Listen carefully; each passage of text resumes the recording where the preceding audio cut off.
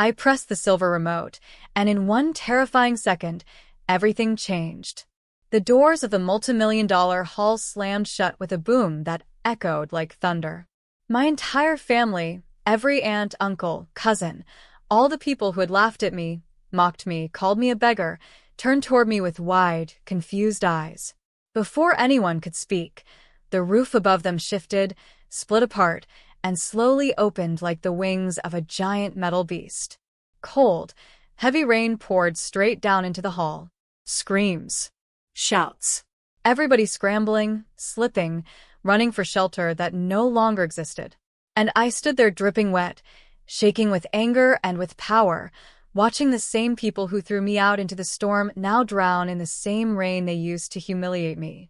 They had no idea the girl they thought was poor, useless, and hopeless was the real owner of everything around them. And that was only the beginning of my revenge. Because the next thing that happened made all of them fall silent in fear. But that's a story for the next breath. Before I take you deeper, hit that like button and tell me where you're watching from. And if you enjoy stories that grab your heart and twist your stomach, subscribe so you never miss what comes next. My name is Emily. And the truth is, this whole disaster started long before the roof of the hall opened. It began with one simple wish. I just wanted my family to love me. Growing up, I was the hopeless one. The girl with no future. The girl with shoes that had holes. The girl who couldn't afford lunch. The girl everyone whispered about at family gatherings. I was always the poor cousin. The one relatives pretended to help, but secretly laughed at behind closed doors. My own parents tried, but life was hard, and money never stayed long enough in our house to breathe. Everyone said I would never become anything. And, honestly, for a long time, I believed them. But life has a strange way of turning. Sometimes slowly. Sometimes suddenly. When I turned 18, my grandmother, my dad's mother, passed away. No one knew she had left something behind for me. A secret. A gift. A blessing wrapped inside her last letter. Everyone expected her to leave everything to the successful cousins. But she didn't. She left it to me. A giant piece of land in the countryside. Worth millions after development. Something she said she knew I would need when the world turned against me. At first, I didn't understand it. I was shocked. Confused. I didn't even know she loved me like that. Nobody else knew. My parents didn't even know. I followed her instructions, met the lawyer she trusted, and kept everything quiet. I sold part of the land. Invested. Built. Worked. Learned. And grew. Slowly, quietly, secretly. I became rich. Not flashy rich. Not show-off rich. Quiet rich. The kind that doesn't want anyone to know. But then came the family reunion. Every year, my family hosted a huge dinner party. Everyone would dress fancy, stand tall, and pretend to be perfect. But this year, things were different. The event planner they depended on backed out at the last minute. No venue, no caterer, no decorations, nothing. I saw their messages in the family group chat. We're finished. This is a disaster. We'll look stupid. Why do things always go wrong for us? For the first time in years, I felt something strange, sympathy, even love. Despite how they treated me, they were still my family. And deep down, a small part of me still wished they would accept me someday. So I did something crazy. I secretly funded everything. The hall, the decorations, the food, the drinks, the staff, everything. I paid for the best event hall in the state, my hall. I hired the best chefs, the best designers, the best entertainers. I told the hall manager to keep my identity hidden and say an anonymous sponsor donated the money to support a family restoration event. My heart was warm. I imagined them smiling, laughing, feeling proud, feeling grateful. I imagined being welcomed with open arms. I imagined hearing just once, "We're proud of you, Emily." But that's not what happened. When I arrived at the hall, I felt nervous and excited. My dress was simple, blue cotton, nothing fancy. My hair in a bun. My shoes flat. I didn't want to show off or look different. I wanted to be the same Emily they knew, so that their love would be real. But the moment I walked through the door, whispering started. Who invited her? Is she lost? She probably came to beg again. Look at her shoes. Don't let her sit near the food. I felt my stomach twist. My hands went cold. But I stayed quiet. I walked toward a table where my aunts were laughing. I smiled and said, "Hi." They stared at me like I was dirt. Then Aunt Sandra said, "Emily, this is a family event. You can't just show up looking like that." "I'm family," I said quietly. She scoffed. "You? You're barely feeding yourself. You think this place is for beggars?" My cheeks burned. But before I could speak, my cousin Mason, the one who always bullied me as a kid, stepped forward with a smirk. "Emily, you can't eat here," he said loudly. "Go outside. Maybe someone will give you leftovers." Everyone around laughed. "I'm not a beggar," I whispered. But my voice was too soft, too weak, too small. They surrounded me like a circle of judges. "Leave. Go home. You don't belong here. You're embarrassing us." Then someone shoved me. I didn't see who. I stumbled backward, out the doors, into the cold. The moment I stepped outside, the sky opened. Rain crashed down. Wind slapped my face. My dress clung to my body. My hair fell apart. I stood there, soaked, shivering, ashamed. The same family I secretly blessed, now treating me like trash. I cried. Not because of the rain. Not because of the cold. But because of the pain. Then something inside me snapped. Not anger. Not rage. Something deeper. Something older. Something stronger. I remembered the truth. I owned a hall. I paid for the party. I built everything they were bragging about inside. And in my pocket was the remote that controlled the hall's security and roof. My hands trembled as I pulled it out. One button. One choice. One moment that would change everything. I wiped the rain off my face, lifted my chin, and walked back to the giant glass doors. Through the glass, I saw them laughing at me. I pressed the remote. The doors locked. The alarms beeped. The roof began to open. Rain. Cold. Chaos. They screamed as water poured from above. And that was when I walked inside, silent, soaked, shaking with power, and every head snapped toward me in shock. But before I could speak, before I could take even one step forward, something else happened. Something so sudden, so loud, so terrifying, that the entire hall fell silent. When that sudden, sharp sound tore through the hall, everyone froze. It wasn't thunder. It wasn't lightning. It wasn't the wind. It was the heavy crack of something metal snapping from deep inside the building. The guests screamed and huddled together as the giant chandelier above the dining area swayed dangerously. The long crystal lights shook, sending glittering reflections across the soaked floor. For a second, it felt like the whole world was holding its breath. And there I stood in the center of the storm, dripping, cold, angry, watching the same people who threw me out now trembling in fear. They didn't know if the hall was about to collapse. They didn't know what button I pressed. And they certainly didn't know I wasn't done with them yet. But the real truth? Even I didn't know what that loud crack was. Not at first. They stared at me as if I controlled everything. Every wall, every light, every drop of rain falling on their expensive clothes. Their perfect hair flattened, their makeup washed off, and their fake pride slowly melting in the cold water. My Uncle Robert shouted, "Emily, what did you do? Stop this. Are you trying to kill us?" I didn't answer. Not because I didn't wanna, but because I felt something shift inside me, a calm, powerful feeling I'd never felt before.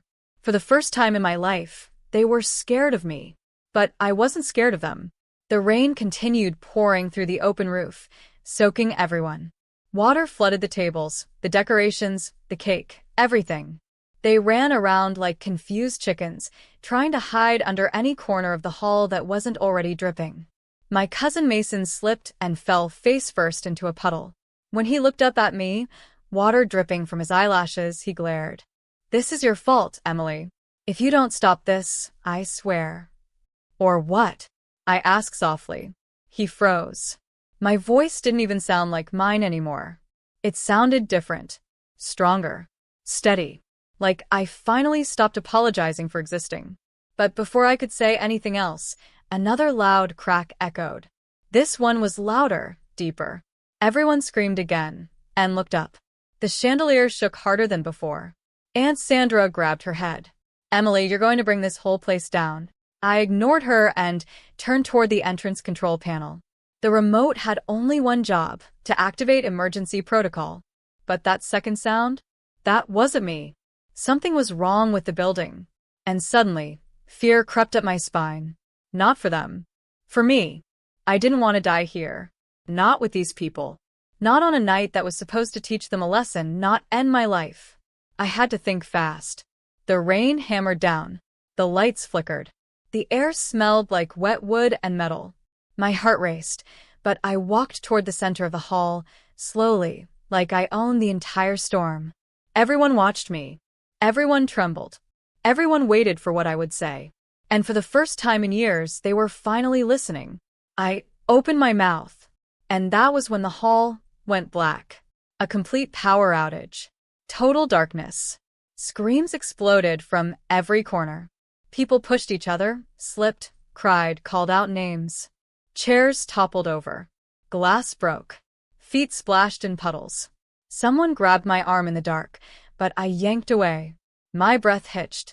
The power going out wasn't part of my plan. The remote didn't control that. The hall's backup generator should have turned on immediately, but it didn't. Which meant someone tampered with something. Someone touched something they shouldn't have. Someone was causing damage that had nothing to do with me. Lightning flashed through the open roof, lighting up the hall for one quick second. And in that second, I saw something that made the blood in my veins turn to ice. My Uncle Robert, one of the loudest men in the family, was standing next to the emergency panel on the wall. And the safety cover was broken. Wires hung loose. Sparks flew. He had been trying to override the system. He broke it. That was the crack. That was the cause of the blackout. He wasn't trying to save the family. He was trying to lock me out of the system. Trying to regain control. Trying to take credit. But he ruined everything instead.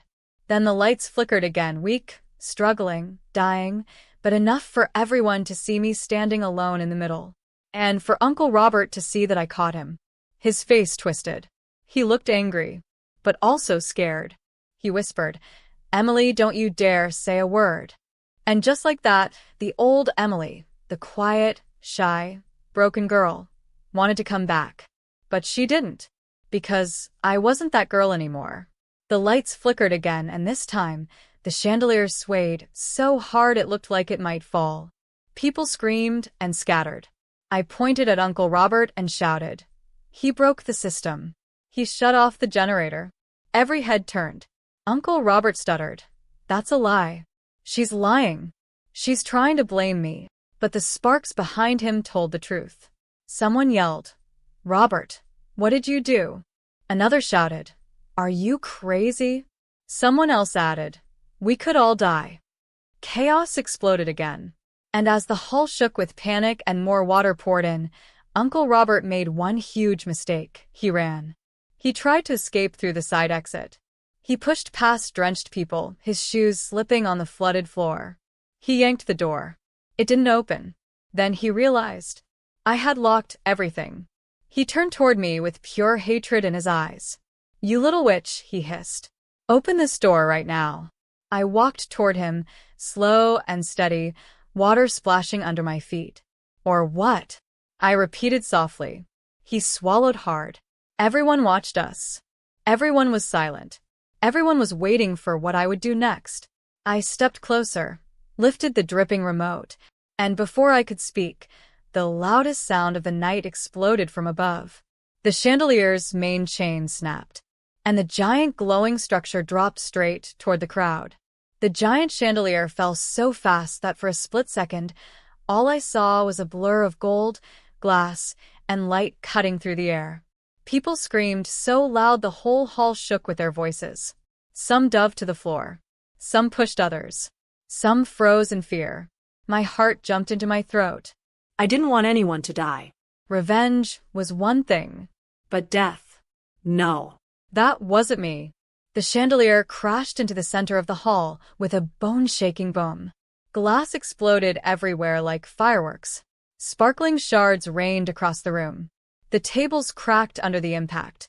Water splashed so high it touched the dangling wires above. For a moment, everything was chaos. People were crying. People were crawling. People were calling names. People were shivering in fear. And in the middle of all that noise, I heard one soft, trembling voice say, "Emily, what are you doing to us?" It was my mother. Her hair was wet, stuck to her face. Her makeup, once perfect, was running down her cheeks. She looked smaller, weaker, older than I remembered. And seeing her like that made something inside me twist in a painful, confusing way. But I pushed the feeling down. This wasn't the time for emotions. "Everyone move to the sides," I shouted. "Stay away from the center." My voice cut through the panic. People listened, slipping and sliding as they grabbed walls and corners. Uncle Robert stood frozen near the damaged panel, shaking. He looked like he wanted to run but couldn't decide which direction was safest. I kept walking through the water, the remote tight in my hand. The hall was still dark except for emergency sparks from broken wires and the lightning outside. Every flash lit up the room like a horror movie. When I reached the fallen chandelier, I realized something terrifying. The impact had shattered the floor tiles. Water was now seeping into the cracks. And below that exact spot was the hall's electrical line. If water reached it, it wouldn't be just chaos. It would be dangerous, possibly deadly. I swallowed hard. I had to control this before everything went too far. The remote in my hand had more settings, emergency ones. Settings I never thought I would use. Settings I didn't even plan to show my family tonight. But now I didn't have a choice. I pressed a small black button on the remote. Instantly, metal shutters began sliding down the hall's walls, sealing off parts of the room. My family panicked. "What is that? What's happening? Is she trapping us?" "Emily, stop." But I raised my voice over the storm. "I'm not killing anyone. I'm keeping you away from the damaged wires. The water is rising. If you stay in the center, you'll get electrocuted." My father stared at me in shock. "How do you even know all this?" Lightning flashed again. I opened my mouth to answer, but I didn't have to, because the hall's giant screen, damaged but still connected to emergency systems, suddenly flickered to life behind me. Then my grandmother's lawyer's video message appeared. The same message I watched the day she died. Her calm, loving voice filled the hall. "If you are watching this, then my granddaughter Emily has inherited the Carter estate. The land, the hall, the investments, the rights, and all authority over every building that stands on this ground." The room went silent, dead silent. My cousin stopped complaining. My aunts froze mid-scream. My uncle's jaws dropped. Even the children, shaking in the water, stopped crying for a moment. Everyone turned to me, for the first time, not in disgust, not in pity, not in anger, but in shock.